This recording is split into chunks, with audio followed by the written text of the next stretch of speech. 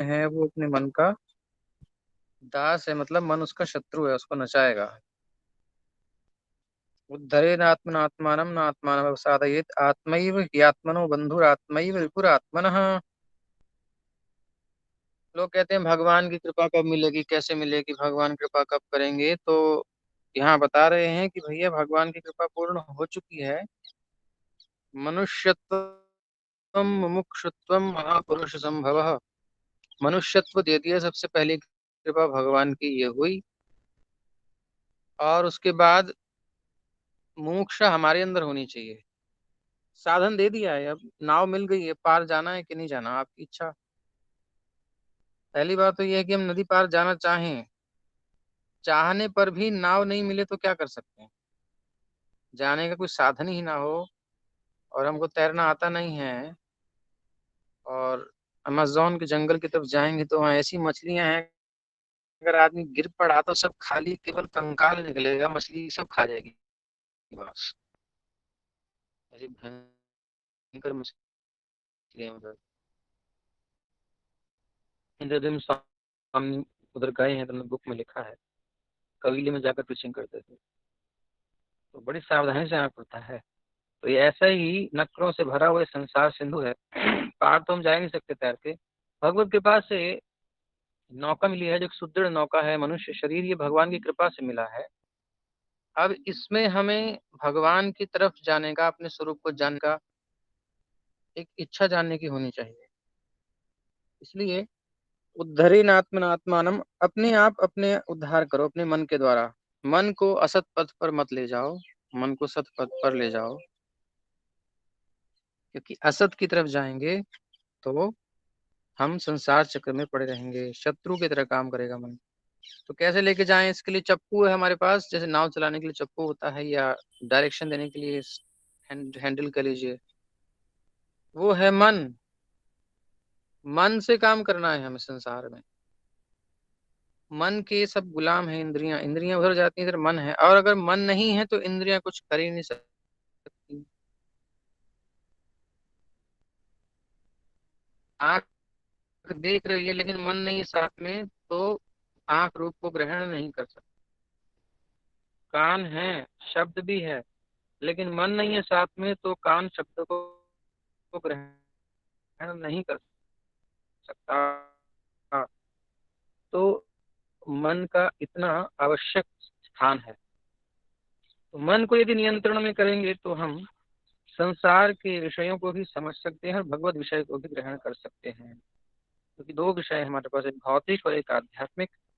तो अब आगे बता रहे हैं, अगर मन हमारा वश में है, भौतिक विषयों में विरक्त है, भगवान में लगा पा रहे हैं, तो हम अपने मित्र के साथ रह रहे हैं। लेकिन यदि हमारा मन वश में नहीं और विषयों में लग रहा है, तो हम अपने शत्रु के साथ निरंतर वास कर रहे हैं। जितात्मनः प्रशान्तस्य परमात्मा समाहितः शीतोष्ण सुख दुःखदा सुख दुःखेषु तथा मानापमानयोः।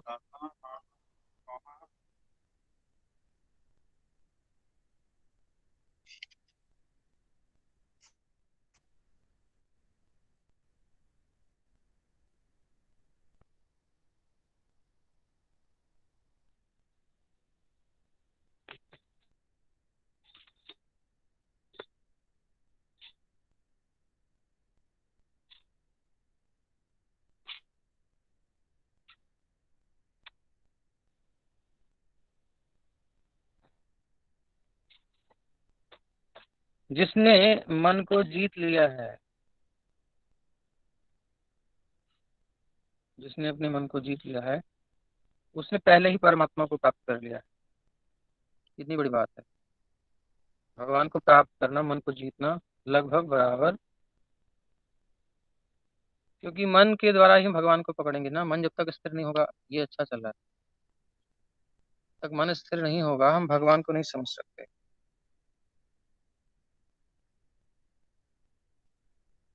क्योंकि उसने शांति प्राप्त कर ली है। कल हमने सुना था संसार में लोग स्वार्थी हैं, अशांत हैं। क्यों हैं? क्योंकि भगवान से नहीं जुड़े, अपने प्रभु से नहीं जुड़े, जो हमारे अंतरतम में निवास करने वाले हैं, जो हमारे असली आत्मा है, जिनसे हमारा जीवन है, उनसे हम नहीं जुड़े। इसलिए तो शांति इसलिए नहीं है। तो ऐसे पुरुष के लिए सुख दुख सर्दी गर्मी एवं मान अपमान एक से है, सब एक से हैं। क्योंकि वो संसार से उठ जाता है, उसका मन। सुख दुख सर्दी गर्मी ये सब होते हैं, उसको फील भी होता है, लेकिन वो इसमें बंधता नहीं है। तात्पर्य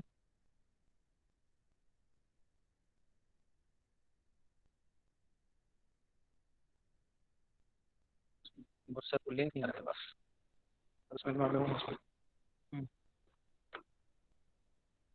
तो वस्तुतः प्रत्येक जीव उस भगवान की आज्ञा का पालन करने के निमित्त आया है।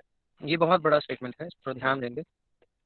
लोग कहते हैं बेटा तुम्हारा संसार में जो है जन्म इसलिए हुआ है, इसलिए हुआ है, तुम्हें ये करना है, तुम्हें इसकी बात माननी है, पिता के लिए करना है, अपने दादा के लिए, अपने पुरखों के नाम को रोशन करो। ये दुनिया भर की बातें लोग कहते हैं।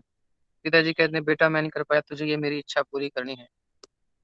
ये सब चीजें तो बाद में आती हैं। जीवात्मा भगवान का अंश है, भगवान ने उसको प्लांट किया है यहाँ, किसी माँ के गर्भ में। ये मनुष्य शरीर भगवान का दिया हुआ है। इतने करोड़ जीवाणु होते हैं वीर्य में, उनमें से कोई एक को ये शरीर मिलता है। तो ये भगवान की कुछ इच्छा से किसी भाग्यशाली जीव को मनुष्य शरीर प्राप्त होता है।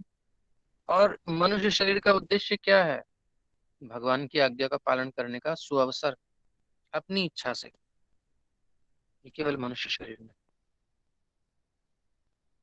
तो वस्तुतः प्रत्येक जीव उस भगवान की आज्ञा का पालन करने के निमित्त आया है, जो जन जन के हृदयों में परमात्मा रूप में स्थित। और वही भगवान जो परमात्मा रूप में हृदय में स्थित है, भगवत गीता को उपदेश कर रहे हैं।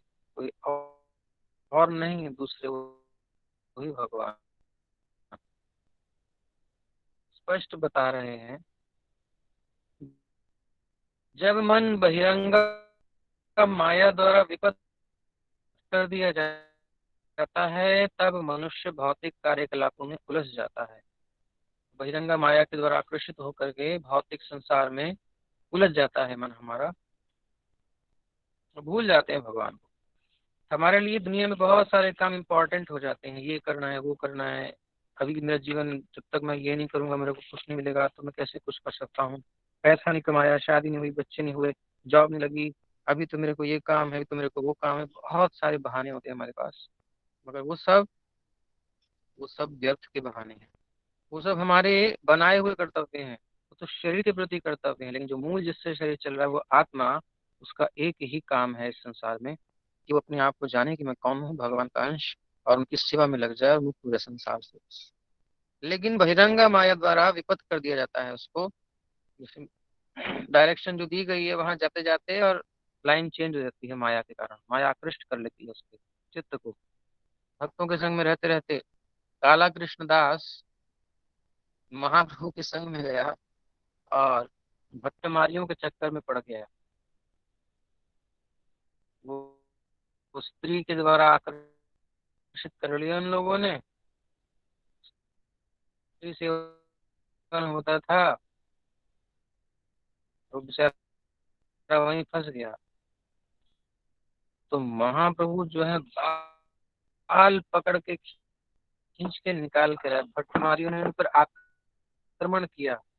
जो जो अस्त्र शस्त्र फेंकते थे वो उल्टे उन्हीं को जाके लगते थे। वहां पर चमत्कार दिखाया महाप्रभु ने। तो इस प्रकार से वो खुद ही मारे गए अपने अस्त्रों से, और महाप्रभु उसको लेकर के आए। क्यों लेके आए? क्योंकि नित्यानंद प्रभु का वो द्वारा भेजा गया था, नित्यानंद प्रभु का संगीत था। तो महाप्रभु ने कहा नित्यानंद का है, इसको मैं क्या दिखाऊंगा, तू यहाँ जाकर घुस गया, जा यहाँ से। छोड़ दिया फिर महाप्रभु ने निकाल के। यानी भगवान साथ में है, फिर भी सुग्रीव की क्या स्थिति हुई? राज्य जीता, सब कुछ हुआ, राम जी की कृपा से सब कुछ मिला, राम जी साथ में है, लेकिन फिर अपनी पत्नी में आसक्त हो गया। ये चातुर्मास चल रहा था, चातुर्मास उसे पता ही नहीं कहाँ गया, कुछ क्षणों में बीत गया उसका चातुर्मास। भूल गया कि चातुर्मास पूरा हो गया, कार्तिक भी पूर्ण हो गया। तब जो है लक्ष्मण जी ने जगाया। ये हम सबकी स्वाभाविक स्थिति है कि हम, क्योंकि हम छोटे अंश हैं, माइन्यूट, बहुत ही छोटे। माया बड़ी आसानी से हमें ठग सकती है। हमको भी पता नहीं चलेगा कि हमारा किडनैप हो गया है, हम सोचते हैं कि हम ठीक हैं, बढ़िया चल रहा है।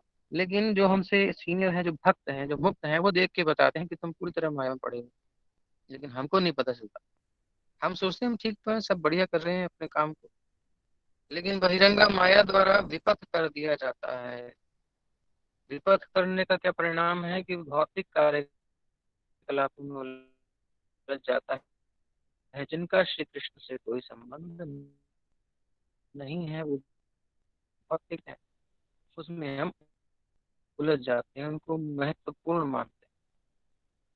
इसलिए योग पद्धति है कि उस बिखरे हुए मन को समेटा जाए। अतः ज्यों ही मन किसी योग पद्धति द्वारा वश में आ जाता है, किसी योग पद्धति द्वारा वश में आता है, वैसे ही मनुष्य को लक्ष्य पर पहुंचा हुआ मान लिया जाना चाहिए। मन को वश में करना दोबारा से, कोई भी योग पद्धति हो, कर्म योग हो, ध्यान हो, ज्ञान योग हो, अल्टीमेटली भक्ति योग तक तो पहुंचना ही है। लेकिन जो भी पद्धति से मन वश में आए पहले, तब तो हम काम करेंगे। जब मन ही नहीं है हमारे पास, तो हम क्या करेंगे? कुछ नहीं कर सकते। और ये विषय संसार के मन पहले हरण कर लेते हैं, आसक्ति हो जाती है विषयों में, और दुर्बल हो जाते हैं। मनुष्य को भगवत आज्ञा का पालन करना चाहिए। चाहिए, शुड, ये जरूरी करना चाहिए। काम आदेश सा है, मतलब भगवान का आग्रह है, शास्त्र का आग्रह है, करो। लेकिन हम करते नहीं। जब मनुष्य का मन परा प्रकृति में स्थित हो जाता है, परा और अपर का हम समझे थे। अपरा मतलब भौतिक प्रकृति, और परा मतलब आध्यात्मिक प्रकृति। तो जब ये भौतिक से आध्यात्मिक में हमारा मन स्थिर हो जाता है, स्थिर हो जाता है, फ्लिंचिंग नहीं, हिलने वाला नहीं। अभी क्या होता है, कभी थोड़ा नाम जप करते हैं, भगवान की कथा सुनते हैं, तो उसमें लगता है, उसके बाद फिर संसार में भी लगता है, इधर भी लगता है, इधर भी लगता है, तो हिलता डुलता रहता है, थोड़ा इधर थोड़ा उधर, पेंडुलम की तरह दोनों जगह जाता है। तो वास्तव में स्थिर कहीं नहीं है ये। संसार में तो होना ही नहीं, क्योंकि वहाँ सब कुछ खुद ही अस्थिर है, शरीर भी अस्थिर है, संसार के विषय भी अस्थिर है, कुछ भी स्थिर नहीं है, सब चंचल है।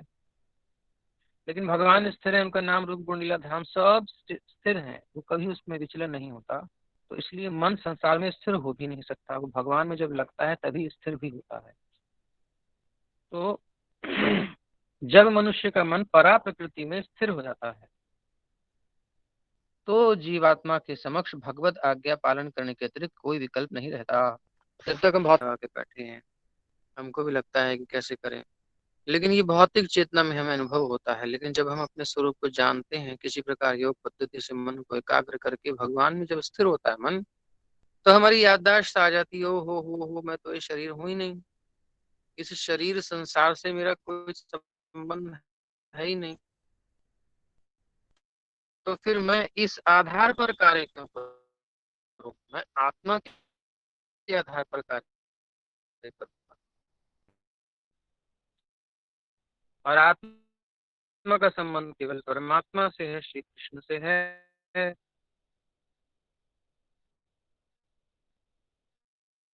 तो फिर इसलिए उन्हीं का आदेश बचा पालन करने को और कुछ है ही नहीं।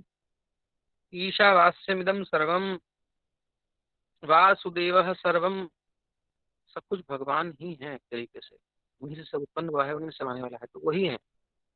तो वास्तव में उनसे हमारा संबंध है, उन्हीं के आदेश का हमें पालन करना है, सबका एकमात्र यही कर्तव्य है। लेकिन माया और पथे, जब माया के रास्ते पर चलते हैं, तो हमारे लिए बहुत सारे कर्तव्य जो बनाए हुए होते हैं, वास्तविक आत्मा से कोई रिलेशन नहीं होता, वो प्रकट हो जाते हैं। किसी आदेश को मानता है, राजा कभी नहीं हो सकता। मन को वश में करने से स्वतः ही परमात्मा के आदेश का पालन होता है। मन के अंदर, हमारे अंदर अर्जित आती है ना, एक प्रेरणा आती है कुछ करने की, हमारे अंदर आती है। तो वो कहाँ से आती है? ये तो माया के द्वारा प्रेरणा आती है, या फिर भगवान से आती है। मन तो स्वयं में कुछ नहीं है, जैसा संग करता है वैसा रंग उस पर चढ़ जाता है, उसका स्वयं का कुछ नहीं। ब्लैंक है। जब वो माया के पास आता है तो माया की समस्त कामनाएं अंदर उसको प्रतिफलित होने लगती है, दिखाई देने लगती है। शीशे में जो सामने जाएगा वही दिखाई देगा। और उसी मन को यदि भगवान में लगाएंगे तो उनके आदेश सामने आएंगे, उनकी बातें समझ में आएंगी। जो आप सुनोगे, देखोगे, चिंतन मनन करोगे, वही हमारे स्वरूप का निर्माण कर देगा। हम वैसे ही बन जाएंगे। जो व्यक्ति जहां स्थित है उसने वही मन में चिंतन किया है, ये एक निश्चित सिद्धांत है। जो व्यापारी बने हैं उनका मन व्यापार में था। उन्होंने बचपन में ऐसे संस्कार मिले, अड़ोसी पड़ोसी माता पिता जहां से भी मिले, कुछ उनको संस्कार मिले, सुनने को मिला, महिमा सुनी, तो वो उनका मन उसमें रंग गया। सो वो जो सोचे, जैसा उनको दिखाई दिया आसपास से, वही सोचे, वही मन में आने से फिर वही वो बन गए। ऐसे जिसने जो जो भी फील्ड चुनी है, पढ़ाई भी करते हैं तो हम कुछ फील्ड चुनते हैं, तो कुछ संस्कार होते हैं हमारे, कुछ लोग होते हैं जो इन्फ्लुएंस करते हैं, हमें प्रभावित करते हैं। कहीं ना कहीं से ये आदेश आया होता है, अपना नहीं होता है। लोग कहते हैं मेरे दिल की आवाज, अंदर की आवाज। ये अंदर की आवाज भी एक्चुअली संघ से ही बदली जा सकती है। कितने लोग कुछ बिजनेस करते करते वो चेंज कर देते हैं, किसी संघ में आकर के, प्रभावी संघ में आकर के वो चेंज भी कर देते हैं। तो कहीं ना कहीं आदेश मानना होता है मन। तो या तो माया का या फिर भगवान।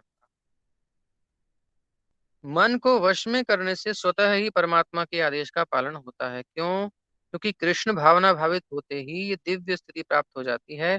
अतः भगवत भक्त संसार के द्वंद्वों यथा सुख दुख सर्दी गर्मी आदि से अप्रभावित रहता है।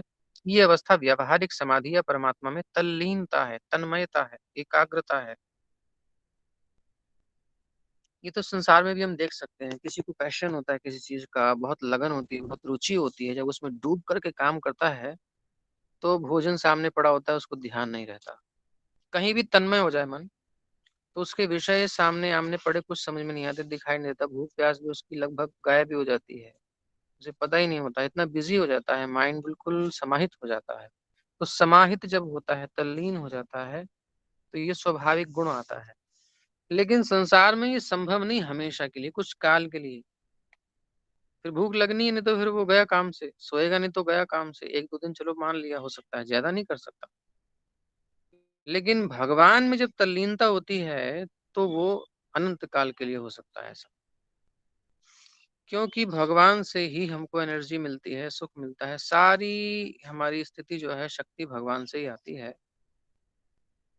तो जब वो परमात्मा से सब एनर्जी प्राप्त करता है, आनंद प्राप्त करता है, अपने स्वरूप को जान करके वो मुक्त हो जाता है, तो वो शरीर के, संसार के द्वंद्वों से विचलित नहीं होता। जब तक शरीर है तब तक फीलिंग तो होगी, क्योंकि हम संसार में हैं, खाएंगे पिएंगे, देखना सुनना सब चलता रहेगा। बट वो इससे उठ जाता है, उसका मन यहाँ नहीं होता। तो उस प्रकार वो प्रभावित नहीं होता कि उसकी कृष्ण भावना छुड़ जाए। अभी हमारे को थोड़ा जुकाम हुआ, हम तो हो गया है भली प्रकार से, ना उसमें राग द्वेष कुछ नहीं है, कहीं अटैचमेंट नहीं है किसी से, पॉजिटिव और नेगेटिव। राग है ना द्वेष है। परमात्मा समाहित, परमात्मा में लीन हो गया है, समाहित हो गया है, उन्हीं की सेवा में, चिंतन में लगा रहता है दिन रात। तो उसके लिए शीत उष्ण, सुख दुख, सर्दी गर्मी, सुख दुख, मान और अपमान, मच्छर मक्खी, सब समान हो जाता है, कोई प्रभाव नहीं पड़ता उसका। कैसे नहीं पड़ता बोले, सब कुछ होता है लेकिन वो अपनी कृष्ण भावना नहीं छोड़ता, भजन नहीं छोड़ता, अपना नियम नहीं छोड़ता। ये एक विशेषता प्राप्त होती है जब मन भगवान में लगता है। उनका नियम नहीं टूटेगा। जो संकल्प उन्होंने लिया है भजन का, वो छोड़ते नहीं। ज्ञान विज्ञान, ऐसा, इससे एक बात और बात समझ में आ रही है श्लोक से। यानी कि जिसका मन जीत लिया गया है, जो परमात्मा में समाहित हो गया है जिसका मन, उसके जीवन में भी सर्दी गर्मी, सुख दुख, सम्मान अपमान आएगा। ऐसा नहीं है नहीं आएगा, संसार के दुख नहीं जाने वाले। हमें ही इससे ऊपर उठना पड़ेगा, छोड़ना पड़ेगा इसको। संसार तो दुखालयम अशाश्वतम, दुखालय है ही और अशाश्वत है ही। यहाँ से हमें अपनी चेतना को उठाना है। ये क्लियर हो रही है बात, क्योंकि परमात्मा समाहितः पहले श्लोक में पूरे लक्षण दे दिए मुक्त के। फिर बता दिया कि शीतोष्ण सुख दुखेषु तथा मानापमानयोः, ये भी चीज रहेंगी लेकिन वो इनसे अप्रभावित रहेगा।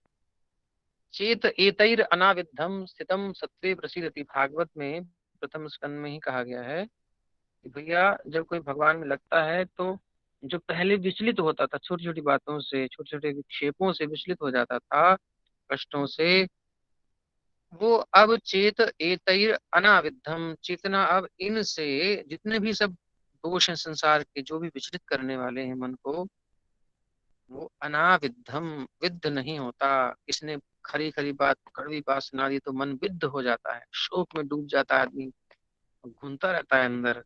लेकिन भक्ति में जब लगता है तो चित्त अनाविद्ध हो जाता है, से विद्ध नहीं होता, बिंधता नहीं, चुभता नहीं वहां अंदर, लगता है लेकिन उसको सह लेता है। ठीक है, भगवान के भजन के प्रताप से।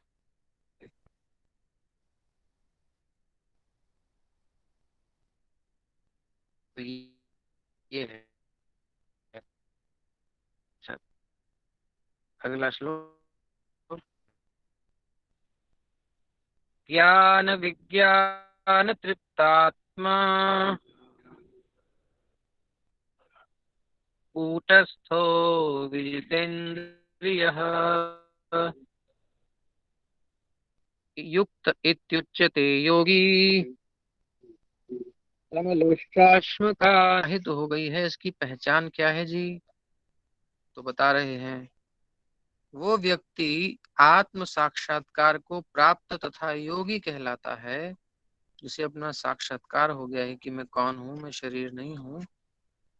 जो अपने अर्जित ज्ञान तथा अनुभूति से पूर्णतया संतुष्ट रहता है, जो अपने द्वारा अर्जित ज्ञान, जो उसको नॉलेज मिली है शास्त्रों से, गुरु से, संतों से, उससे, और उसके बाद ज्ञान और विज्ञान, दो शब्द हैं, ज्ञान विज्ञान तृप्तात्मा।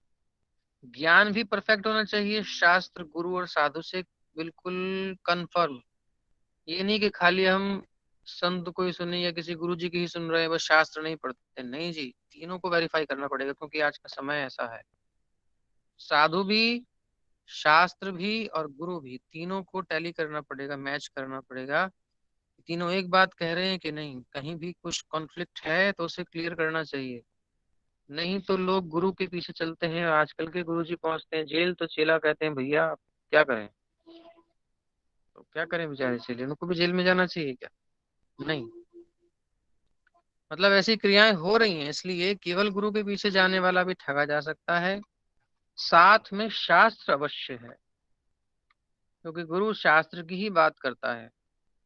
डॉक्टर कौन सी बात करता है? जो उसने मेडिकल साइंस में पढ़ी है, वही तो मेडिसिन देगा, वही तो चीज बताएगा जो उसने पढ़ा है। अब कोई अपनी ही कोई अलग से बात बताए तो फिर वो डॉक्टर, डॉक्टर कहाँ है? डॉक्टरी करके आया है तो उसके अनुसार उसको करना चाहिए। तो ये साधु मतलब जो शास्त्र वचनों में हमारे लिए क्या उपयुक्त है, हर एक व्यक्ति के लिए वो निकाल के दे।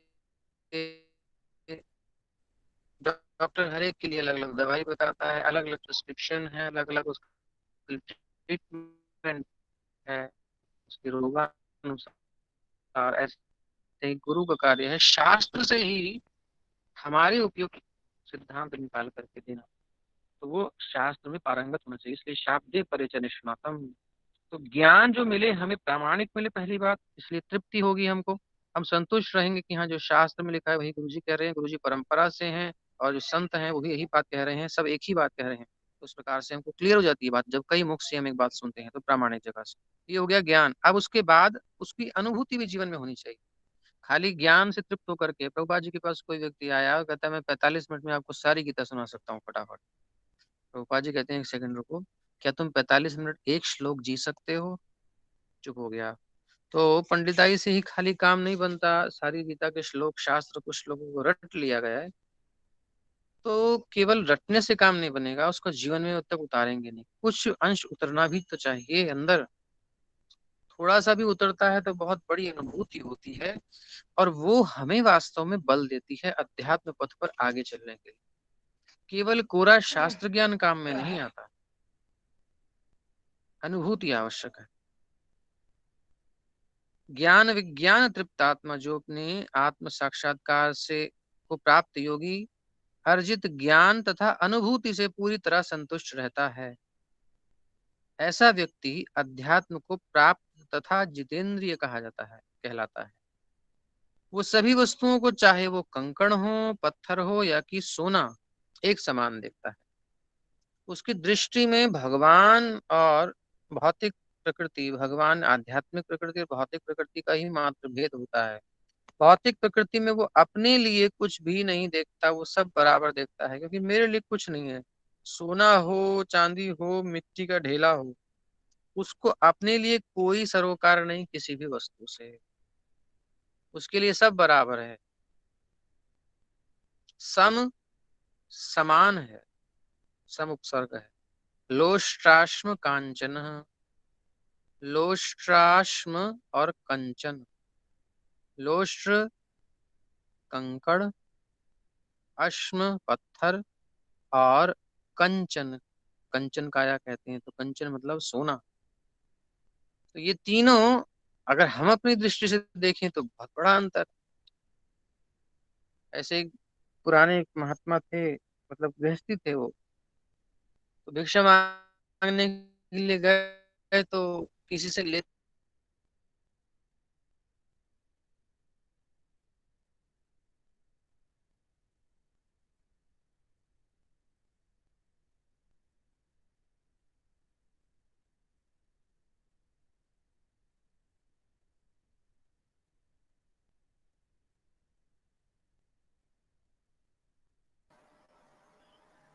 हरे कृष्णा प्रभु जी, आवाज तुम्हारा। नहीं थे, ऐसा कुछ बड़े गरीब थे,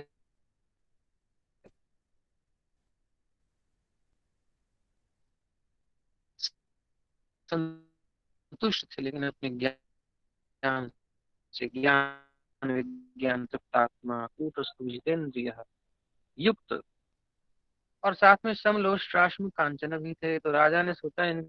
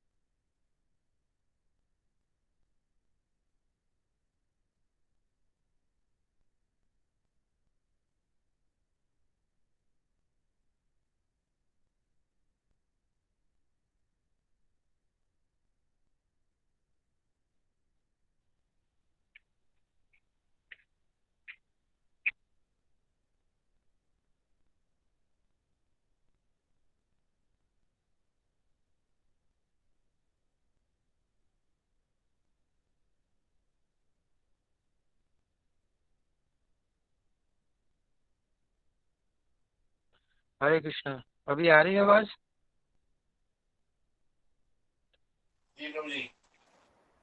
अब ठीक है। तो उनको अन्न में मिला करके जो है हीरे जवाहरात थोड़ा सा उसमें डाल दिया। तो जो उनकी पत्नी थी क्या करती है, और जो राजा देखता भेजता है पीछे देखने के लिए, क्या करेंगे ये, तो पत्नी क्या करती है, जो पत्थर निकालते हैं ना दाल में चावल में से, तो वो उसमें से वो हीरे जवाहरात जो थे एक एक करके बीन के फेंक रही थी। तो सबने कहा ये क्या कर रहे हो, बोले कुछ नहीं, सब पत्थर निकाल रहे हैं, पता नहीं। अब कहती है आज तुम्हें भिक्षा अच्छी नहीं मिली, क्या बात, तुम्हें सारे पत्थर ही पत्थर दे रही है,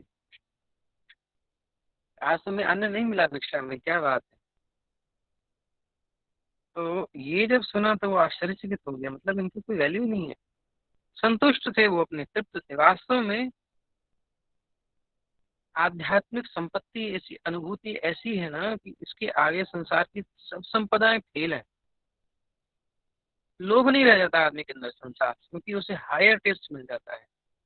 परम दृष्टवा, उसको ऊपरी बहुत ऊंचा रस देख लेता है, तो निम्न रस में उसकी रुचि नहीं होती।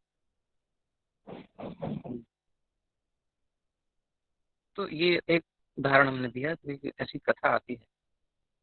तो परम सत्य की अनुभूति के बिना, वही बात कृपाची कह रहे हैं, परम सत्य की अनुभूति के बिना पूरा ज्ञान व्यर्थ होता है। जैसे हम बोल रहे हैं सब पूरा ज्ञान है, जो लिखा है फिर पढ़, हम भी ज्ञान भी नहीं है, हम तो केवल प्रभुपाद जी के शब्दों को दोहरा रहे हैं ना। तो परम सत्य की अनुभूति के बिना पूरा ज्ञान व्यर्थ होता है। तो हम सबको आगे बढ़ना चाहिए, सभी को प्रयास करना चाहिए। और कैसे बढ़ेंगे आगे, जब हम नैरंतर्य रखेंगे, निरंतरता, और सतु दीर्घ कालीन, बहुत लंबे समय तक करना पड़ेगा। हम लोग बार बार प्रश्न करते हैं, अनुभूति नहीं है, हमको मन नहीं लग रहा, ये है। अरे भैया, मन लगना मतलब सिद्धावस्था। ये सब जो वर्णन सुन रहे हैं ना, ये मुक्त पुरुषों का, सिद्ध पुरुषों का लक्षण है। समाहितः, जो सम्यक रूपेण लीन हो गया है, समाहित हो गया। हमारे को लगाना है, लगना मतलब सिद्धावस्था। अगर हमारा लग नहीं रहा तो परेशान नहीं होना चाहिए, लगाने का तो काम है ना। ये साधना किसे कहते हैं, जो साध रहे हैं हम मन को, जब सध जाएगा तो कार्य पूर्ण हो गया। साधना है अभी हमको, इसलिए साधना कहते हैं, साधना भक्ति, वैधि भक्ति। तो अभी लगाना है, ये लगेगा नहीं, बार बार हटेगा, बार बार हटेगा। लेकिन ये नहीं करना कि अब इसके साथ बह जाना है, इसको फेवर में हो जाना है कि भोगों में चले जाए, हम भी चल रहे हैं, नहीं यार नहीं लगता, छोड़ो। नहीं, बार बार अभ्यास करना है लगाने का। नहीं लगेगा फिर लगाना है, अच्छा नहीं लगेगा लेकिन लगाना है। और जब ये स्थिर हो जाएगा, अब ये कहेगा यार तुमने मुझे इतनी जगह दे, अच्छी जगह दे दी, इससे अच्छा तो रूप कहीं नहीं है। कृष्णात् परम किमपि तत्वम हम न जाने, ये मंत्र बाद में कहेगा, तुम्हारा बहुत बहुत धन्यवाद, अब मैं कहीं नहीं जाऊंगा। जैसे खींच के लाओगे संसार में, तब भी क्या कहेगा, यामुनाचार्य जी से थूकेगा। जैसे ही भौतिक विषय भोग का विचार आएगा, थूकेगा, ये नहीं चाहिए, नहीं चाहिए। अभी क्यों नहीं कर रहा, क्योंकि इसको रस नहीं मिला है, इसलिए जब तक जबरदस्ती लगाना पड़ेगा। तो ये थोड़ा अभ्यास करना पड़ेगा, अभ्यास की बात कही जाएगी। परम सत्य की अनुभूति के बिना पूरा ज्ञान व्यर्थ होता है। भक्ति रसामृत सिंधु में कहा गया है, अतः श्री कृष्ण नामादि न भवेत ग्राह्यमिन्द्रियैः, सेवोन्मुखे जिह्वादौ स्वयमेव स्फुरत्यदः। कोई भी व्यक्ति अपनी दूषित इंद्रियों के द्वारा श्री कृष्ण के नाम, रूप, गुण तथा उनकी लीलाओं की दिव्य प्रकृति को नहीं समझ सकता। ये सत्य है कि भगवान रस स्वरूप है, रसो वही सह। ये सत्य कि भगवान आनंद स्वरूप है, सच्चिदानंद रूपाय। लेकिन हमको अनुभूति नहीं हो रही, तो हमारी इंद्रियों में दोष है। और जबरदस्ती करके इंद्रियों को, मन को भगवान में लगाना है, ताकि मन शुद्ध हो जाए। अशुद्ध मन ही भगवान को नहीं पकड़ना चाहता, उसमें नहीं लगना चाहता, विषयों में भागता ही अशुद्ध मन की पहचान है। तो इस मन को शुद्ध करना है। शुद्ध होते ही, जैसे लोहे में जंग लगा हो, तो जंग लगा लोहा कभी भी चुंबक की तरफ आकृष्ट नहीं होता। लेकिन उसकी जंग को रगड़ के उतार दिया जाए, लोहे को बिल्कुल साफ कर दिया जाए, तो स्वाभाविक वो चुंबक के प्रति आकर्षित हो जाए, रह ही नहीं सकता। ऐसे ही हमारा मन दूषित है, इसी कारण भगवान में नहीं लगता। तो ये एक चिन्ह है। तो हमें और अभ्यास करना चाहिए, और दृढ़ता से अभ्यास करना चाहिए, पुनः पुनः लगाना चाहिए। नहीं तो ये भौतिक इंद्रियों से भगवान को हम पकड़ ही नहीं सकते, दूषित इंद्रियों से। लेकिन शुद्ध कैसे होंगी? बोले भगवान की दिव्य सेवा से पूरित होने पर ही कोई उनके दिव्य नाम, रूप, गुण तथा लीलाओं को समझ सकता है। सेवोन्मुख जब होता है जीव, भगवान की सेवा की इच्छा करता है, सेवन करता है ठाकुर जी का, उनके नाम का आस्वादन, उनके रूप, गुण, लीला, कथा का जैसे हम अभी कर रहे हैं, मन नहीं लगे लेकिन सुनना है नियम पूर्वक, पढ़ना है नियम पूर्वक, जपना है नियम पूर्वक, सेवा करनी है जो भी है, तो धीरे धीरे ये शुद्ध होगा। जैसे जैसे शुद्ध होगा, नेचुरल टेस्ट हमारा अंदर से जागेगा। बाहर चीज नहीं जो छूट जाए, एक बार जागने के बाद वो कभी खत्म नहीं होता। और ये भगवत गीता कृष्ण भावनामृत का विज्ञान है। ये भगवत गीता कृष्ण भावनामृत का विज्ञान है। इतना नहीं चाहिए। मात्र संसारी विद्वत्ता से कोई कृष्ण भावना भावित नहीं हो सकता। जी हमने तो डॉक्टरी की है, एमए किया है, पीएचडी की है, जाने क्या क्या किया है, हम ये जानते हैं वो जानते हैं, जी जानते होंगे, लेकिन इससे संसारी विद्वत्ता से कोई कृष्ण भावना भावित नहीं हो सकता, बिल्कुल नहीं हो सकता। उसे क्या चाहिए? उसे विशुद्ध चेतना वाले व्यक्ति का सानिध्य प्राप्त होने का सौभाग्य मिलना चाहिए। बड़े बड़े इंटेलिजेंट पर्सन थे जो कि विदेश में प्रभुपाद जी जब गए थे तो बहुत बड़े बड़े पढ़े लिखे, बड़े अमीर घरों के बच्चे थे, लेकिन कुछ काम नहीं आया उनका। और अभी भी देखते हैं बड़े बड़े विद्वान, बड़े बड़े लोग वही सुसाइड कर रहे हैं, वही परेशान हो रहे हैं, डकैतियां डाल रहे हैं, मतलब ऑनलाइन जो फ्रॉड कर रहे हैं। इस प्रकार के बहुत बड़े बड़े जानकार पढ़े लिखे लोग बड़ी बड़ी काम कर रहे हैं गड़बड़। उतना डीप काम करता है, उतनी सफाई से करता है। तो खाली जो है ना भौतिक ज्ञान से कुछ नहीं होगा। कृष्ण भावना भावित व्यक्ति का सानिध्य चाहिए, जिसकी चेतना शुद्ध हो चुकी है, उसका सानिध्य चाहिए, उसका संग चाहिए, उसका आश्रय चाहिए। एक शुद्ध भक्त का जब तक आश्रय किसी को नहीं मिलता, ये सौभाग्य जब तक किसी को नहीं मिलता, उसका उद्धार नहीं हो सकता। वो समझ ही नहीं पाएगा भक्ति क्या है। भगवान तो सीधा आने वाले नहीं है। भगवान और भक्त हमारे बीच में एक भक्ति ही है जो हमारा माध्यम बनते हैं भगवान से जोड़ने का। संत ही है जो भगवान की चर्चा करते हैं। और शुद्ध संत जब मिलता है तो उसकी द्वारा जो संग से हमको ज्ञान प्राप्त हो, जैसे प्रभुपाद जी डिसाइपल्स हैं, उनको जिस जिसको भी, साधारण व्यक्ति को भी जब थोड़ी देर का संग भी प्राप्त हुआ, वो आज भी याद करता है। और प्रभुपाद मेमोरीज में बहुत सारी ऐसी बातें हम सुनते हैं कि वो अभी भी द्रवित होते हैं, अपनी अनुभूतियां बताते हैं किस प्रकार उनका थोड़ा सा संग भी उनको लाभ दिया, परिवर्तित हुआ उनके अंदर, हृदय में कुछ परिवर्तन हुआ, भले ही कुछ काल के लिए उस समय हुआ। तो कृष्ण भावना भावित व्यक्ति को भगवत कृपा से ज्ञान की अनुभूति होती है, क्योंकि वो विशुद्ध भक्ति से तुष्ट रहता है, भक्ति में संतुष्ट रहता है, और अनुभूत ज्ञान से वो पूर्ण बनता है। ज्ञान से संतुष्ट रहता है, फिर अनुभूति होती है, उसके बाद जब अपनी साधना अच्छे से करता है समर्पित भाव से, तो वो पूर्ण बनता है। तब वो पूर्ण होता है, क्योंकि ये विशुद्ध भक्ति से, हाँ, आध्यात्मिक ज्ञान से मनुष्य अपने संकल्पों में दृढ़ रह सकता है, लेकिन मात्र शैक्षिक ज्ञान से वो बाह्य विरोधाभासों द्वारा मोहित और भ्रमित होता रहता है। भौतिक ज्ञान किसी के पास होगा तो विरोधाभास संसार में होते हैं, वो झेल नहीं पाता, फ्लक्चुएशंस को वो बियर नहीं कर पाता, सह नहीं सकता संसार। लेकिन अगर थोड़ा आध्यात्मिक ज्ञान उसके पास होगा, भले थ्योरेटिकल हो, कम से कम कुछ होगा तो बहुत हद तक बच जाएगा, उसकी रेसिस्टेंस पावर, सुरक्षा प्रणाली बढ़ जाएगी। अगर किसी ने ठीक से भगवत गीता पढ़ी है, ठीक से किसी भक्त का संग किया, थोड़ा बहुत भी अभ्यास किया है, तो उसकी चेतना बहुत दृढ़ हो जाती है, वो इतनी जल्दी संसार के थपेड़ों से हारता नहीं।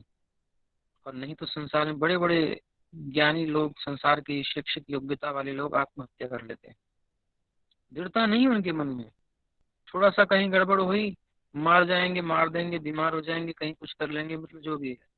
लेकिन भक्त दृढ़ रह सकता है, उसके अंदर ज्ञान होता है कम से कम अध्यात्म में, कि मैं ये शरीर हूँ ही नहीं, संसार से मेरा कोई रिलेशन नहीं है, तो भगवान से मेरा संबंध है, वो तो खत्म नहीं हुआ, वो तो हमेशा मेरे हैं, तो मेरा क्या नष्ट हुआ? कुछ भी नष्ट नहीं हुआ। आध्यात्मिक ज्ञान से मनुष्य अपने संकल्पों में दृढ़ रह सकता है, किंतु मात्र शैक्षिक ज्ञान से वो बाह्य विरोधाभासों द्वारा मोहित और भ्रमित होता रहता है। केवल अनुभवी आत्मा ही आत्म संयमी होता है। अनुभवी, जिसको भगवान की भक्ति में भगवान की सेवा का थोड़ा भी रस मिल चुका है, वो अनुभवी है, वही आत्म संयमी होता है। अनुभवी आत्मा ही आत्म संयमी होता है। जब तक अनुभव नहीं होगा हम संयम कैसे कर सकते हैं? नहीं कर पाएंगे। करेंगे तो कितने समय तक करेंगे? वो सुपरफिशियली ऊपर ऊपर से करेंगे, उसके बाद फिर बह जाएंगे। कहते हैं कि अगर किसी को भगवान के नाम में, उनकी कथा में, उनकी सेवा में रस नहीं मिला है ना, वही व्यक्ति संसार में भोगों में रस ढूंढेगा ढूंढेगा, रह ही नहीं सकता बिना रस। हम रस के बिना रह ही नहीं सकते। ये तो भगवान की सेवा का रस ले लो, और अगर उसमें हमने ध्यान नहीं दिया, अच्छे से भक्ति नहीं करी, तो संसार के भोगों में मन को जाए बिना हम रह ही नहीं सकते, रोक ही नहीं सकते इसको। इसलिए अच्छे से भजन करना चाहिए ताकि जल्दी से अनुभूति हो। और जो हमने अपने आप को होल्ड किया हुआ है संसार के विषयों से, कुछ काल के लिए हमने साधना का नियम लिया है कि हम यूतम पानम स्त्रिय सुना, गलत काम नहीं करेंगे और भजन करेंगे। तो शुरू में जो थोड़ा आत्म संयम हमने किया है, कि खाली ऐसे ही नहीं चलाना है कि भाई रोक करके बैठे हैं, भाई अब नहीं लेना नहीं लेना, नहीं भोगना नहीं करना। ये नेचुरल होना चाहिए, अंदर से आवाज आनी चाहिए, अभी तो बाहर से चल रहा है काम। और जितने काल तक हमने बांध बनाया है, ये ऐसा ना हो कि बांध टूटे और सब सब नियमों को तोड़ के विषय भोगों में लिप्त हो जाए। नहीं, इसको बांध बना करके इसको धारा भी देनी है। कि नदी का पानी रोकना ही नहीं है, इसको धारा देनी है श्री कृष्ण की तरफ, ये मन श्री कृष्ण से जोड़ देना है।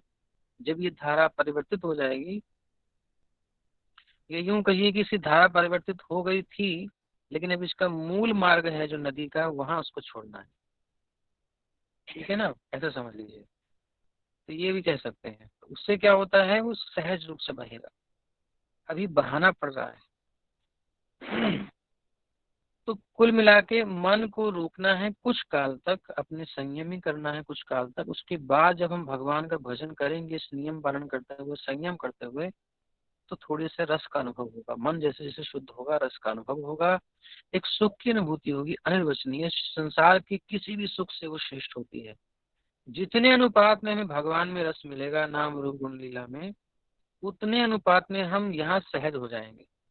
भोग में मन उतना तो जाएगा ही नहीं, वो कहेगा भाई इधर भी मैंने भोगा था और इधर भी मुझे सुख मिला है।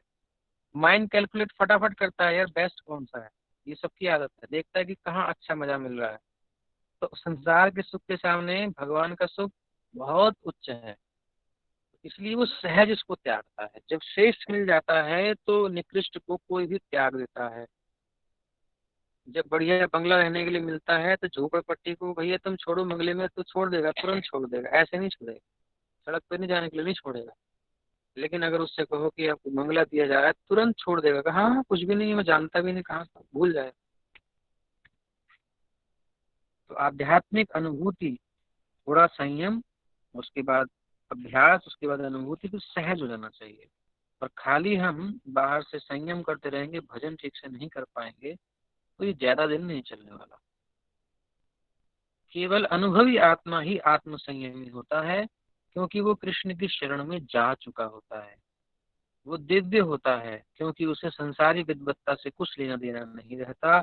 उसके लिए संसारी विद्वत्ता तथा मनोधर्म, जो अन्यों के लिए स्वर्ण के समान उत्तम होते हैं, कंकड़ों या पत्थरों से अधिक नहीं होते। अपने लिए उसके लिए कुछ भी इम्पोर्टेंट नहीं है, सब व्यर्थ है, अपने लिए कुछ भी चीज नहीं। ईशावास्यम इदम सर्वम, सब भगवान का है। भगवान की सेवा में लगाने के लिए वो उस दृष्टि से देखता है। श्रील प्रभुपाद जी ने अपने लिए कुछ भी उपयोग नहीं किया, अपने लिए कुछ जमा नहीं किया, लेकिन संसार में जो उन्होंने देखा कि ये श्री कृष्ण के लिए अच्छा है, ये लैंड अच्छी है, मंदिर बनेगा, ये बुक डिस्ट्रीब्यूशन करो, ये बच्चा अच्छा है, इसको लगाओ सेवा में, मतलब ये सब संसार की चीजों का उपयोग किया है। कुछ कहीं नहीं छोड़ी कोई चीज, बढ़िया से बढ़िया, लेकिन अपने लिए नहीं। अपने लिए तो लोष्टाश्म कांचन है, सब बराबर है, लेकिन भगवान के लिए उसको उपयोग में लाना है। अच्छी से अच्छी बेस्ट चीज ठाकुर जी को देनी जो भी उपलब्ध है। और क्या लक्षण है उसके जो मुक्त आत्मा है, योग में स्थित है, योगारूढ़ है। सुहृन् मित्रार्युदासीनम् उदासीन सुहृन् मित्रार्युदासीन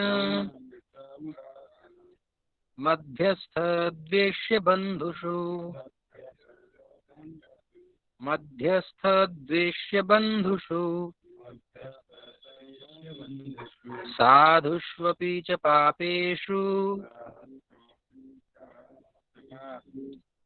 समबुद्धिर्विशिष्यते समबुद्धिर्विशिष्यते।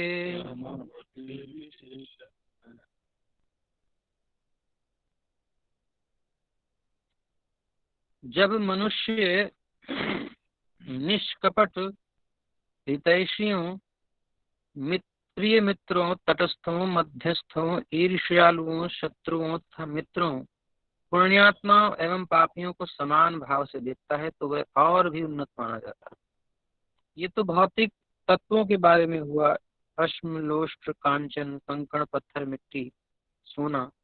लेकिन जब चेतन प्राणियों में भी कुछ समानता का दर्शन करे, यानी उस चेतना का दर्शन करे, आत्मा का दर्शन करे सबके अंदर, ये सब भगवान के अंश है, चाहे किसी भी रूप में है। ये कौन कौन हो सकते हैं? हो सकता है कुछ लोग हमारे हितैषी हों, कुछ हमारे प्रिय मित्र हों, कुछ मध्यस्थ हों, तटस्थ, ठीक है ना, इधर ना उधर, कुछ मध्यस्थ हैं, बीच में हैं दोनों तरफ से, कुछ जलते हैं हम लोगों से, ईर्ष्यालु हैं हमारे प्रति या किसी के प्रति, कुछ शत्रुओं का ऐसा व्यवहार करते हैं, कुछ मित्र का व्यवहार करते हैं, कुछ पुण्यात्मा हैं, कुछ पापी हैं। लेकिन इन बाहर की चीजों को फिर वो नहीं देखता, वो देखता है कि ये सब श्री कृष्ण के अंश हैं। अपने कर्मों के कारण, विमुक्ता के कारण, भगवान से होने के कारण विभिन्न प्रकार की स्थितियों में भी पड़े हुए हैं। इनका उद्धार कैसे हो? प्रचार जब करता है तो सब पर कृपा करता है, वो सबको उद्धार करना चाहता है। ये नहीं कि ये मेरी बात मानता है, ये नहीं मानता, ये मुझसे द्वेष करता है, ये नहीं करता, नहीं, वो सब पर कृपा करना चाहता है। लेकिन कौन स्वीकार करता है वो बात। तो साधु कथा करते हैं, सेवा करते हैं, सबको निमंत्रण देते हैं, सबको उपदेश देते हैं, सबको ज्ञान देना चाहते हैं, लेकिन कुछ लोग जो उनके पास आते हैं वही लाभ ले पाते हैं जो उनकी बात मान के चलते हैं। तो 7:30 बज गए और अभी इसको यहीं विश्राम देते हैं। आगे की चर्चा फिर कल करेंगे। श्रीमद् भगवत गीता यथारूप की जय, श्री प्रभुपाद की जय। वो स्थिति बड़ी निरापद है, बड़ी आनंदमयी है, उसमें कोई विचलित ही नहीं कर सकता। इसलिए ये वहां पहुंचना है। पहुंचने के बाद क्या अनुभूति होती है उसका वर्णन भगवान कर रहे हैं योगारूढ़ का। उससे हमको पता चलेगा कि हम जहाँ जा रहे हैं वहाँ कैसी स्थिति है। कोई टेंशन ही नहीं है वहाँ, आनंद ही आनंद है।